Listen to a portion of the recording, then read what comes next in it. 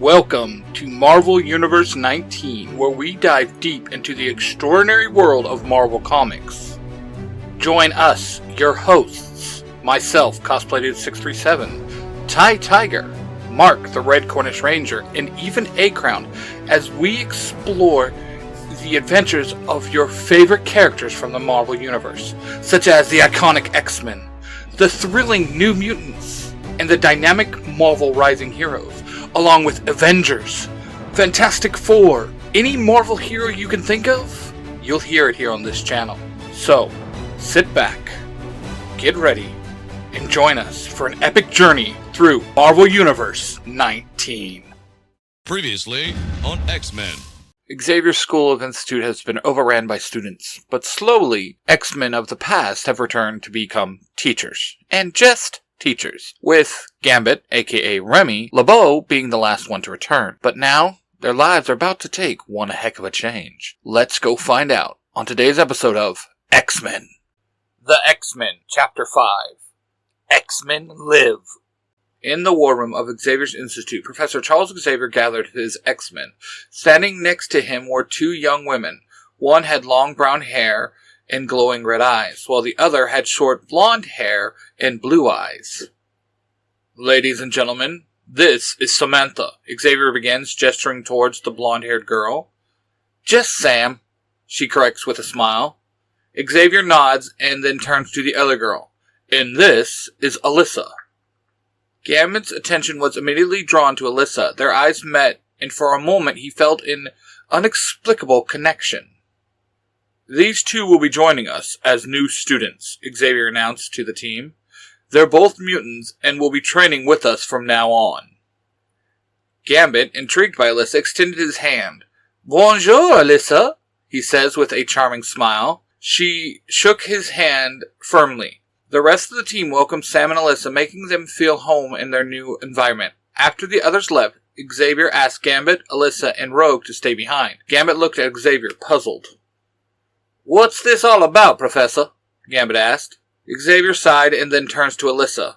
Alisa, I believe it's time to tell him who you are. Gambit's curiosity grew and he glanced at Alisa, waiting for an explanation. Alisa looked away. No, Professor. Je ne peux pas. Remy, Xavier began, Alisa is your blood sister, from your birth family. Gambit's eyes widen in shock and he turns to Alisa, his mind swirling with questions. Rogue, too, was taken aback by this revelation, her expression a mixture of surprise and concern. Greetings, mon frère, Alisa says in a very Cajun accent.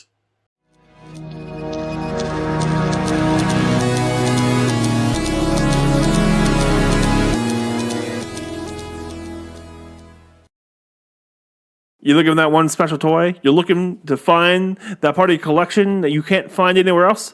You want to come on down to Finster's Figures. He got everything.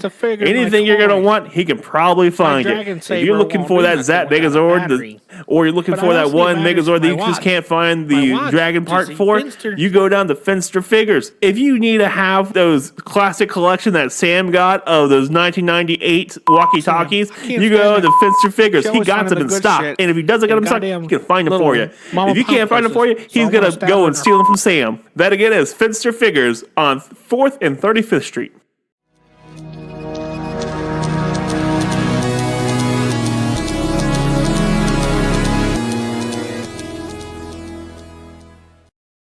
In the rec room of the school, the X-Men listen intently as Sam prepares to reveal her powers.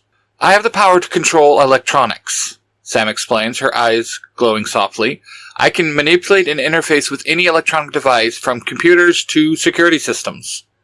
Additionally, my girlfriend Alisa has the power to manipulate kinetic energy, Sam continues. She can form it into energy balls and throw them with precision. Kinetic energy, you say, mein Fräulein? Kirk asks, his tail swinging with curiosity. Yep, she can also become covered in it if she gets too mad, Sam explains, her expression proud. And her eyes, are they always like that? Kitty inquires, her mind racing with possibility. Sam nods, understanding what her teachers are trying to allude to. Yes, and as most of you have guessed, Her last name is LeBeau. Gambit has a kid? Alex bursts out in shock. Scott immediately slaps him in the back of the head. Will you think for a minute? It's his sister. Scott clarified, giving his younger brother an annoyed look. Oh, yeah, that does make more sense, Alex murmured, rubbing the back of his head sheepishly. So, yeah, where are the other students? Sam asked, looking around the room. The school year doesn't start for another week, although a few students have started to move in, Jean explains. Yes, the Nesler siblings, Logan Tiger, and Miranda Cross have been here a few weeks now, Aurora added in, a soft smile gracing her lips. Let me and Bobby show you around the school. The other students may be on the courts or at the pool, Amara suggested. Sam nodded and walked off with Amara and Bobby. I have a feeling this is going to be an interesting year, Hank remarked. Yeah, it is, Hank. Yeah, it is. Logan agreed, hitting his blue friend on the back. On the basketball court, the Nesler siblings, Mikhail, Angelique, Xander, and Ruthie, played a spirited game with Logan Tiger and Isla Bailey. The sound of sneakers scratching across the court mixed with the thud of the basketball echoed across the school grounds. Meanwhile, at the pool, a girl with a slim build and short tasseled black and green hair sat at the water. Her eyes were a vibrant shade of green, matching her green and black two-piece bikini. Her name was Miranda Cross. Amara and Bobby approached with Sam. Hey, Sam, I'd like you to meet some of the other students, Amara said, gesturing to the group. Sam smiled and nodded, following Amara and Bobby over to where the others were gathered. Hey, everyone, this is Sam. She's new here, Bobby announced. Nice to meet you, Sam, Mikhail greeted her, offering a friendly handshake.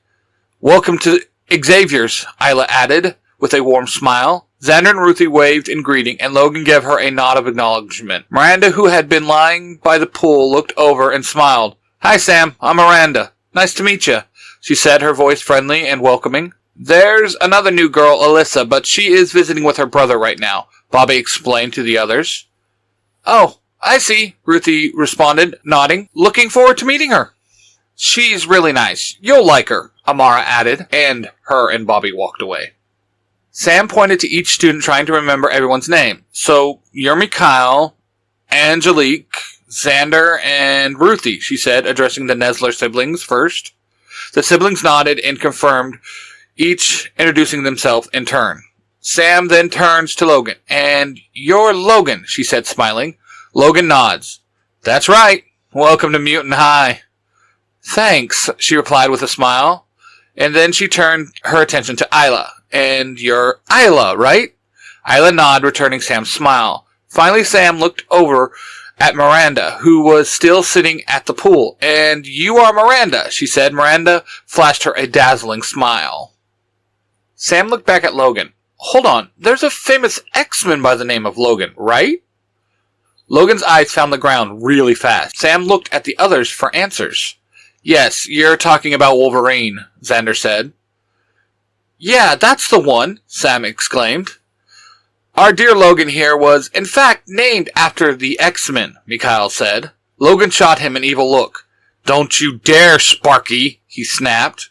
Sam looked over at Logan, confusion etched on her face. What's the big deal? He is not too happy with how he acted when he first met his namesake, Angelique said softly. Dude totally fangirled on Wolverine, going on and on about how his dad was saved by Wolverine years back, and he was so grateful he named his firstborn son after him, Xander blurted out. Logan growled and tackled Xander to the ground and started to punch him. God damn it, you flying demon! If I did not want your brother to say it, what makes you think I wanted you to? Xander flapped his wings, sending a gust of wind at Logan, sending him flying off of him. Look here, Shadow Man, I am not scared of the dark, so don't test me, or you will see what a demon can really do, Xander shouted, taking to the sky. Enough! Isla shouted. Everyone turns and looks at her. We are all students at this school. We need to be getting along. Logan, you should not have attacked Xander like that. But also, Xander, you have no right to tell Logan's past. It is for him to tell, not you, she said, crossing her arms. Sam whistled. Dang, girl! Sam smiled and winked at her. Isla smiled back at Sam, appreciating the support. Thanks, Sam. I just think we should all try to get along. Logan gets up and dusts himself off. Sorry about that, Xander. I just don't like people talking about my past without my permission. Xander nods in understanding. I get it. I won't bring it up again. Logan gives him a nod of thanks before turning to Sam. Sorry you had to see that. Welcome to the school once again. Thanks, Logan. No hard feelings, Sam replied, smiling. With tensions diffused, the group start to chat and get to know each other better, eager to forge new friendships. Miranda watches the scene unfold with a cryptic smile, her eyes fixed on Logan. You would be one he would like to meet, she murmured to herself, her tone carrying a mysterious and ominous edge. Back inside the mansion, Remy, Rogue, and Alisa have moved from the war room into the sitting room. Remy sits across from his sister with Rogue next to him, holding his hand. So tell me, Petite, were you raised by the guild also? Remy asks. No, I grew up in a loving family, but I was adopted. It turns out the guild killed our birth parents, Alisa tells him. Oh, sugar, I'm so sorry, Rogue says, squeezing Remy's hand. Remy squeezes it back. It's okay, Shell. I am not shocked that the guild would do something like that. Alisa sighs. Once my powers kicked in, I knew I had to find who my birth parents were. My adopted dads were very supportive of me, both with being a mutant and a lesbian. I found out that I had an older brother, and he was taken when I was just a baby. So I began the hunt for you. And your girlfriend? How did you meet her, sugar? Rogue asks.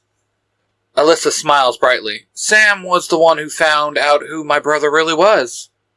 With her powers? Remy asks, finally speaking again. Yes, she has the power to control electronic devices, anything with a computer chip, Alisa happily explained.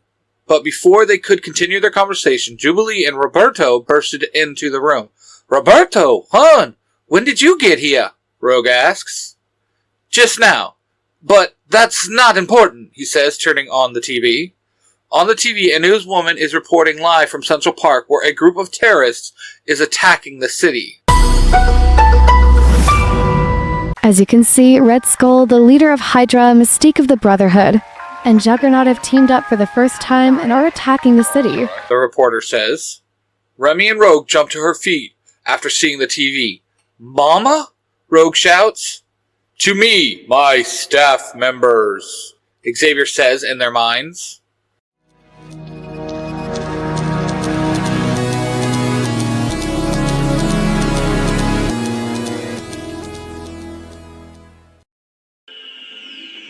Have you been teleported to the past? Or de-aged to look like a kid again?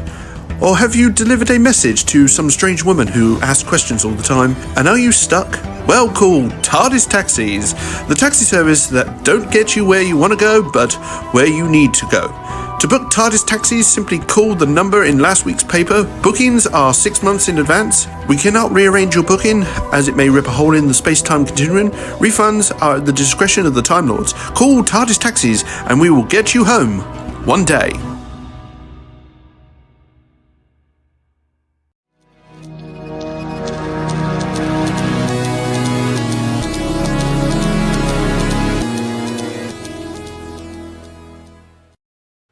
In Professor Xavier's study, a heated debate was underway. You told me if I came back to the school, I would no longer have to fight, Betsy snaps, her frustration evident. And I meant it, but you know as well as I do, 2 of them are more than normal adversaries, Xavier replied calmly. Oh, trust me, Chuck, when I say all 3 of them, the Red Skull is no joke, Logan chimed in, his expression serious. What about the Avengers, Bobby asked, hoping for an alternative. Most are, let's just say, otherwise occupied, Hank explained. We can't just sit here twiddling our thumbs.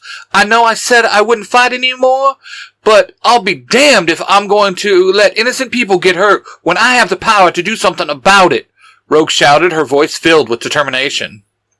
Rogue is right. We may not have all came back together for this reason, but we are X-Men. We have a responsibility to the world to help keep it safe, Scott agreed, his tone resolute. Well said, Boy Scout. You can count me in, Logan declared, ready for action. And me, Storm added, her eyes flashing with determination. Hell yeah! Let's get this party started, Bobby shouted eagerly. One by one, the X-Men voiced their agreement, all standing in solidarity with Scott's decision to reform the team and stop Red Skull, Mystique, and Juggernaut, all except Betsy. I will have no part in this. I am leaving. I will not be here when you all get back, Betsy announced. That is your choice, my dear. We are sorry to lose you, but I understand, Xavier replied with a sigh as Betsy stormed out of the room. Well, if you got a spot open, Roberto said, looking at Scott and winking at Jubilee, who grinned back at him. Welcome back, Sunspot. Okay, X-Men, suit up! Scott's voice rang out with authority. We are going to need a bigger jet, Hank chuckled, his mind already working on the logistics. Oh, and Prof, never say that again. It did not sound right in our heads, Bobby added with a grin as they all left the room ready to face the new threat. After suiting up, the X-Men made their way to the hangar bay where Beast awaited them. The air buzzed with a mixture of tension and anticipation. All right, people, Beast began, his voice calm and authoritative. Here's the situation. We only have the Blackbird for a jet, but we also have the X-Chopper. I know I'm the only one here who knows how to fly that, so I'll take half of you with me, and Cyclops will take the rest. Thanks, Beast, Cyclops says, stepping forward. Okay, team, I know we haven't been in the field together for a long time. Gambit lets out a deliberate, exaggerated cough. Despite his visor, everyone could tell Cyclops was rolling his eyes. Well, most of us, that is. My point is, let's keep our cool and work as a team, Cyclops continues. Team 1 will be Rogue, Phoenix, Sunspot, Nightcrawler, and Polaris. Your target is Juggernaut. Rogue nods, her expression determined. Phoenix glances at Sunspot, sharing a look of mutual confidence. Nightcrawler and Polaris exchange a nod, ready for action. Team 2, led by me, Cyclops went on, will include Wolverine, Storm, Havoc, and Beast. Our focus is Red Skull. Wolverine cracks his knuckles, a fierce grin spreading across his face. Storm's eyes sparkle with a hint of lightning, while Havoc and Beast exchange a firm handshake. And lastly, Cyclops concludes, Gambit, Iceman, Magma, Shadowcat, and Jubilee, Mystique is all yours. Gambit twirls a card between his fingers, flashing a roguish smile. Iceman and Magma high-five, Shadowcat stretches, readying herself, and Jubilee's fireworks flicker in her hands. Let's do this, X-Men, Cyclops says, his voice resolute. Move out! With that, the team split, heading towards their respective transports. The Blackbird's engines roared to life as Team 1 and Team 2 boarded, while Beast led Team 3 to the X-Chopper. The mission ahead was daunting, but the X-Men were ready to face it together.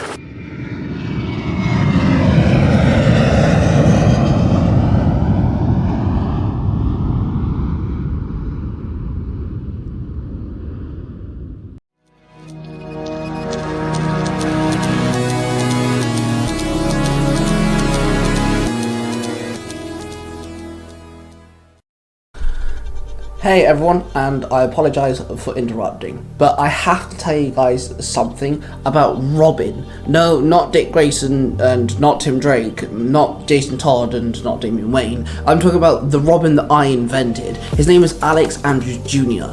And after a lot of the superheroes disappeared on Union Day, Alex decided to take the role of Robin and become Nightwing's sidekick. But I can't tell you any more than that, really. Instead, what I'll do is I'll let the story speak for itself.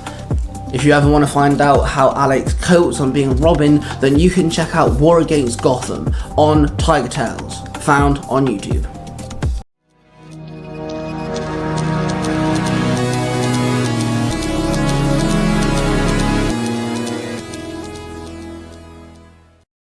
Central Park was a scene of utter chaos. The normally serene haven has been transformed into a battlefield. Trees and statues lay in ruins, and terrified civilians fled in every direction. At the heart of the destruction Red Skull was on a rampage, blasting away at anything and everything with wrist-mounted blasters. His maniacal laugh echoed through the park as explosions tore through the landscape. Juggernaut, an unstoppable force, was locked in a brutal clash with the police, bullets bouncing harmlessly off his impervious skin as he laughed, smashing their cop cars with his massive feet. The ground shook with each step he took, leaving a path of destruction in his wake. Above, Mystique has morphed into Archangel, raining down deadly metal feathers from the sky. Her eyes glowed with malevolent glee as she targeted anyone who dared to fight back, her wings slicing through the air with lethal precision. As the Blackbird in the X-Chopper descended into view, a strange, almost eerie silence fell over the chaos in Central Park. Civilians, police officers, even the marauding villains paused and looked up at the incoming aircraft. The sleek black jet and the angular helicopter landed with precision, their doors opened to reveal the X-Men, stepping out with purpose and determination. Cyclops took the lead, his visor gleaming as he scanned the battlefield. X-Men, take them down, he commanded, his voice ringing out with authority. The team sprang into action, moving with precision and grace. The X-Men moved like a well-oiled machine, each member playing their part in the larger strategy. Juggernaut stood in the center of the chaos, his massive form towering over the crumbled remains of police vehicles. His laughter boomed as he effortlessly swatted away another squad car, sending it skidding across the pavement. Team 1 approached with determination, knowing that Juggernaut's helmet needed to be removed for Phoenix to use her telepathic abilities. Rogue took the lead, her eyes fixed on their target. "All right, y'all," she called out, her southern drawl cutting through the noise.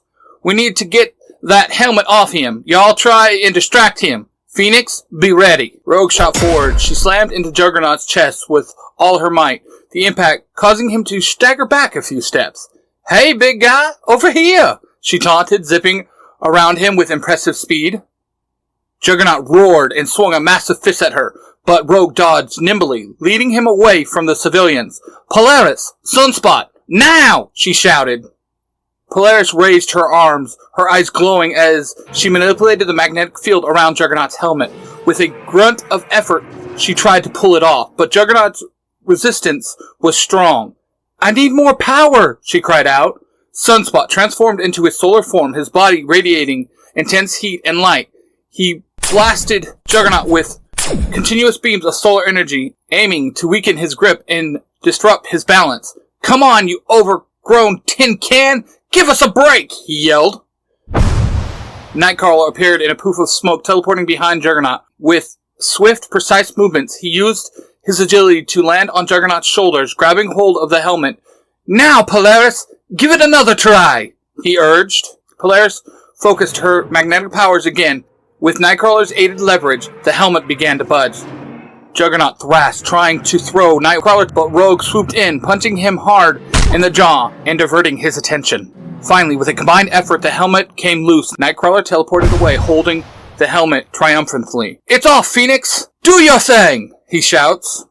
Phoenix stepped forward, her eyes glowing with a fierce intensity. She reached out with her telepathic abilities, diving into Juggernaut's mind. "All right, let's calm that rage of yours," she murmured, focusing her mental powers. Juggernaut's movement slowed as Phoenix's psychic blast took hold. His roar of anger turned to confusion, and he stumbled, falling to his knees. The immense threat he posed was neutralized thanks to the coordinated efforts of Team 1. "Nice work, everyone," Rogue said, landing beside her teammates. "Let's make sure he stays down." As the team secures Juggernaut, they knew this victory was just one part of a larger battle reigning in the park. But for now, they had one less threat to worry about, and they had done it together, showcasing the true strength of the X-Men. Team 2 runs at their target, Red Skull, who was wreaking havoc with wrist-mounted blasters, firing at anything that moved. Cyclops led the charge, his visor glowing with the promise of an optic blast. "Spread out and engage. We've got to keep him contained." Red Skull, with a twisted smile, welcomed the challenge. "Ah, the famous X-Men, come to face your doom? The Master said you'd come."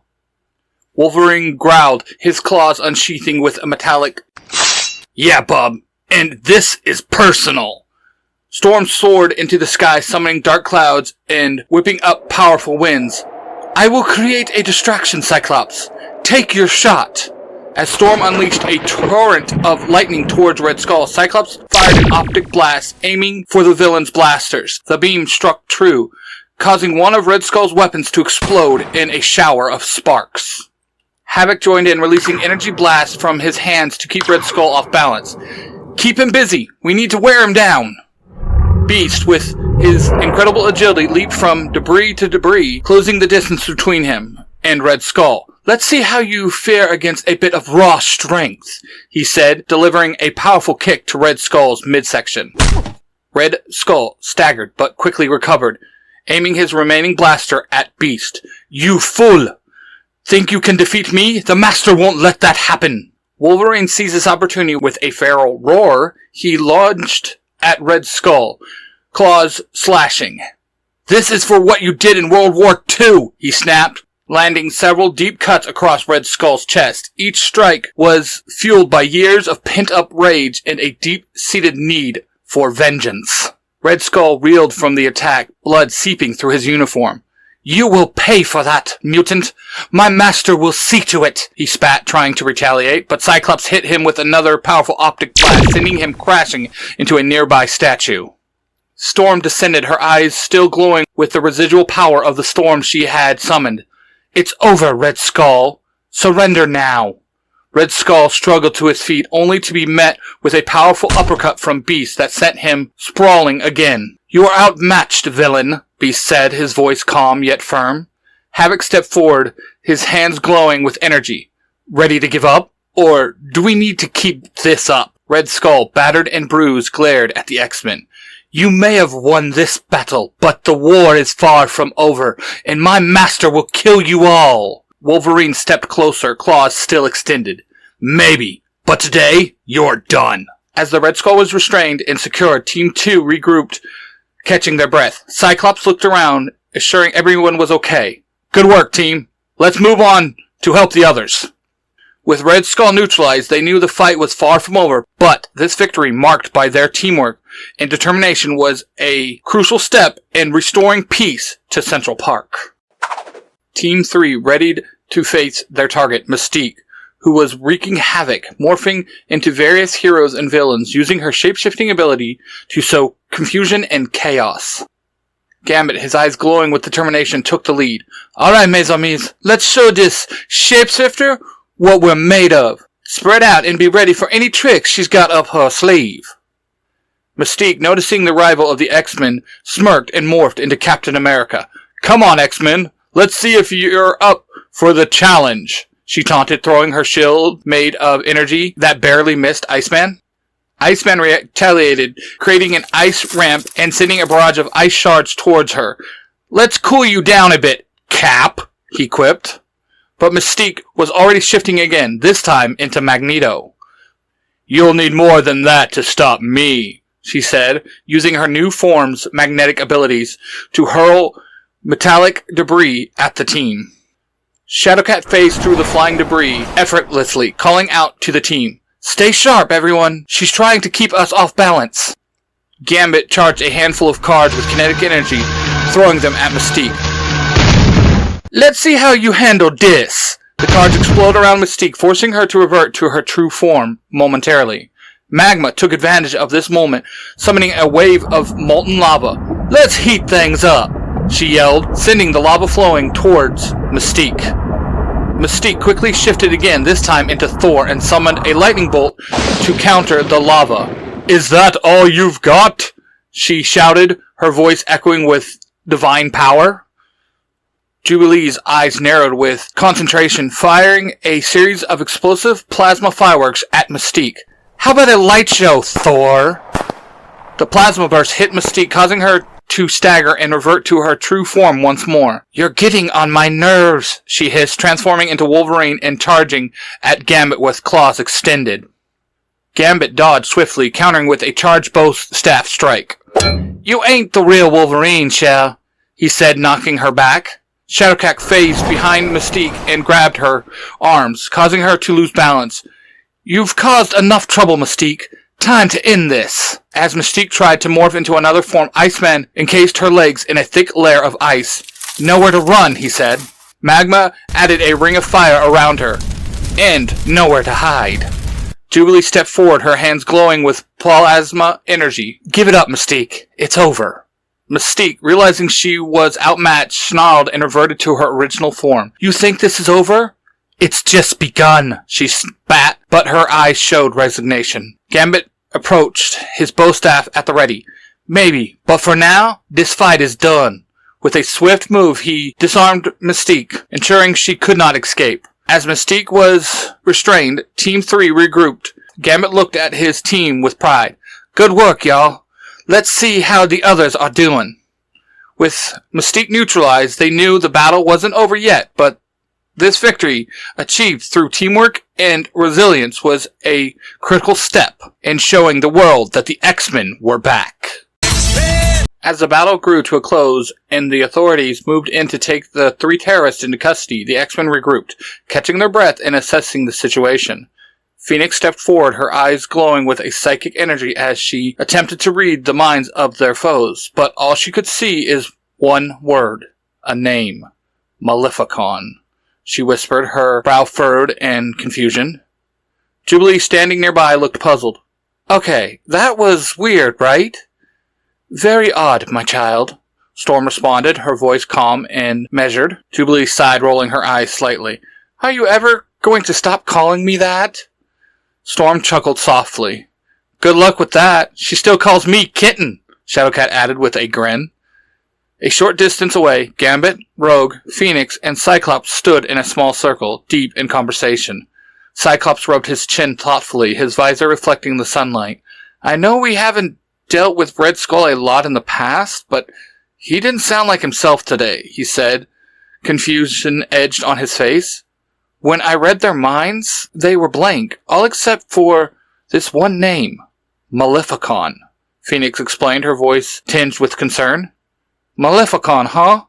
Can't say I know it, Gambit mused, his eyes narrowing as he tried to recall if he had ever heard the name before. Rogue shook her head, her expression serious. Sugars, I think we may have just stepped into something deep, like stepping into a cow patty.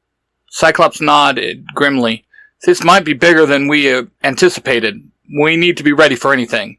Phoenix looked around at her teammates, feeling a mixture of determination and unease. Whatever this Malificon is, we'll face it together as X-Men. As the authorities finished securing the terrorists and the media began to swarm the scene, the X-Men stood resolute. They knew this battle was just the beginning of a new threat looming on the horizon, but they were ready to face it, united and strong, together as X-Men. This podcast is a production of the 3 Ranger Bros Studios, in association with Zio to Hero, the podcast. Thank you so much for listening to this tale. Now, if you like what you're hearing here on Marvel Universe 19, head over to Tiger Tales, ran by my Parabatai and business partner, Ty Tiger. He hosts a storytelling channel also, and on there you will find most of my stories too, from my old podcast Storytime. So if you like what you're hearing here, head over and check out his stories on Tiger Tales. Trust me, they are amazing. You look nervous as a long-tailed cat in a room full of rocking chairs. Thank you all for listening to that story. I hope you enjoyed it. Just a reminder that all my fanfictions are just that, fanfictions, and does not mean to infringe on the mainstream continuity that it's from. Now, I'd like to take a little bit of time to thank all those that support me. First off, you have the 3 Ranger Bros Studio, which consists of myself, CosplayDude637, my Parabatai and dear friend, Ty Tiger, with all his YouTube channels, Tiger Tales, and his new podcast, the Tiger Nexus Podcast. Then, of course, last but definitely not least, we have Mark, the Red Cornish Ranger, with his podcast, Nerds Through Comics. And then there's the guys at Zio to Hero, the podcast, Jim and Billy, the bulk and skull of podcasting. Anything nerdy you think you have ever talked about, I guarantee they have an episode about it. So definitely go check them out. Then we have Jared over on If You Give a Dad a Podcast. An amazing guy, a dad like myself that just loves talking to nerdy people about every subject. So definitely go give him a listen also. Then there's Jacob, aka the Iron Avenger, on TikTok and Instagram. We also have to give a shout out to Ben, the Baker Ranger. And last but not least, there is Tony, our good friend. And an honorable mention to the late, great Rebel Ranger, Sam. We love you, we miss you. Every person I just mentioned is a member of the Zero to Hero Network. Now, I'm going to take a little bit of time to mention some of the friends of the Zero to Hero Network. First off, we have Casey from the Mighty Morphin Conspiracy Theories, Justin, aka A-Crown, from the Author's Crown YouTube channel, Johnson of Western Strike, Rob, aka Lightning Collector 2021, James, better known as Beauty_Baba Yaga, Justin the Green Spartan Ranger, and Michael and Nathan of the Power Trip. Everyone I just named has been a huge supporter to me and my podcast, and if you can, go give them a follow. It would mean the world to me. Thanks a lot. Until next time, guys. Later days.